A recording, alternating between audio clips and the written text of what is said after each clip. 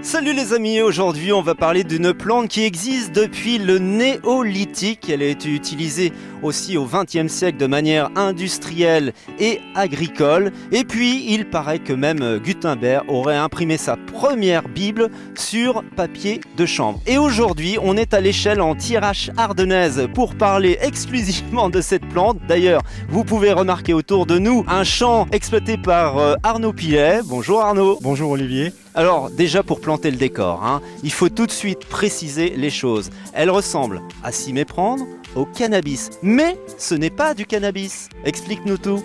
Non, c'est la seule différence entre le chanvre et le cannabis, c'est le THC, le fameux tétracannabidiol, qui doit être à 0,2 de THC en fait. Donc on est contrôlé par rapport à ça, donc c'est bien du chanvre. Là on est sur une exploitation de combien d'hectares? Je suis sur 180 hectares avec 50 hectares en prairie. En chanvre, aujourd'hui on est autour d'une quarantaine d'hectares. Et cette plante est assez miraculeuse puisqu'on peut l'utiliser des racines quasiment à la tête parce qu'on l'utilise pour la cosmétique, on l'utilise dans l'industrie, dans l'alimentation et c'est d'ailleurs un de tes débouchés, l'alimentation. Oui, elle est utilisée autant pour la tige, pour le textile, les racines pour certains guérisseurs qui font des décoctions.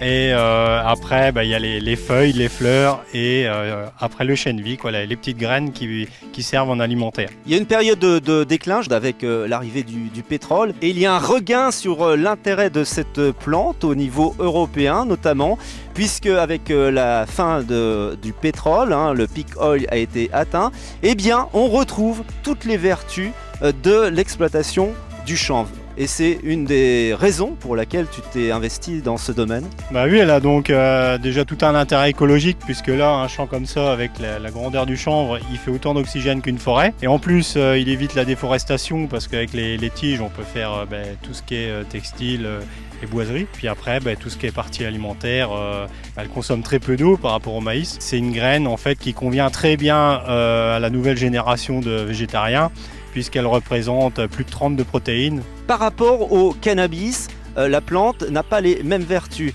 Autant le cannabis, on peut avoir un effet addictif, psychotrope évidemment. Au niveau du chanvre, parmi ses bienfaits, c'est l'apaisement. Oui, parce qu'en fait, la seule différence donc le chanvre est quasiment absent de THC, de tétracannabidiol. Par contre, on a un chercheur israélien, Meshulan, qui a identifié plus de 250 autres molécules intéressantes pour l'apaisement, pour la décontraction, pour le bien-être. Ce champ-là, il va être récolté non pas pour faire des graines, mais pour faire une poudre de trichome qui va être mis en gélule par un laboratoire situé à Lille. Aujourd'hui, j'ai développé depuis 2016 toute la gamme alimentaire.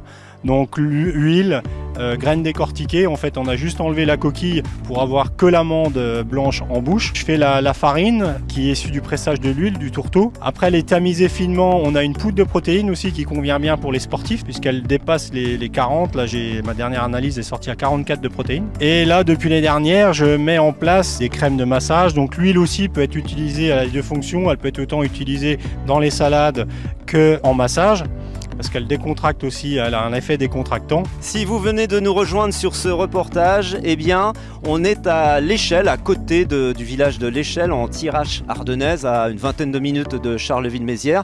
Et Éric Pillet est un des seuls exploitants de chanvre dans les Ardennes et il contribue au bienfait de votre santé. Et on le rappelle, c'est complètement légal et il n'y a pas d'effet d'addiction. Ça, faut encore le souligner, c'est légal. Et oui, c'est légal par rapport à l'utilisation de semences certifiées en fait.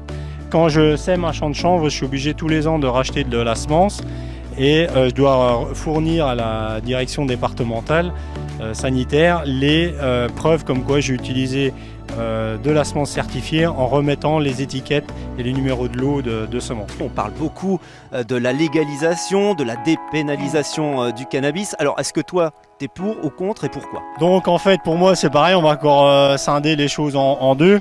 Pour moi il y a deux types de cannabis. Il y a le cannabis qui a été un peu trafiqué génétiquement pour avoir que du tétracannabidiol et qui lui est tout de suite hallucinogène. Donc là, on en a fait une drogue et là, je suis plutôt contre. Par contre, il y a tout l'aspect aujourd'hui médicinal qui se développe et des variétés qui sont intéressantes, c'est du THC et le fameux CBD. C'est un cannabinoïde. En fait, les deux travaillent ensemble parce qu'il ne faut pas voir non plus le THC comme une bête noire parce qu'il a un effet psychoactif. Il est là aussi pour aider les gens à se guérir psychiquement. Il travaille avec les autres cannabinoïdes tels que le CBD et en fait quand on a des variétés de THC à un THC et un de CBD, le CBD annule l'effet hallucinogène du THC. Donc ça il faut le savoir. Donc aujourd'hui, il y a de plus en plus de gens qui malheureusement aujourd'hui sont face à un cancer et des chimios qui sont très très lourdes. Parfois, ils vont vers l'utilisation de cannabis thérapeutique et ils trouvent un apaisement dans leur douleur. Merci Arnaud pour toutes ces explications extrêmement pédagogiques. Forgez-vous votre propre opinion sur le chanvre. Est-ce l'or vert du 21e siècle? Réponse dans les années qui viennent. À bientôt sur De quoi en cause.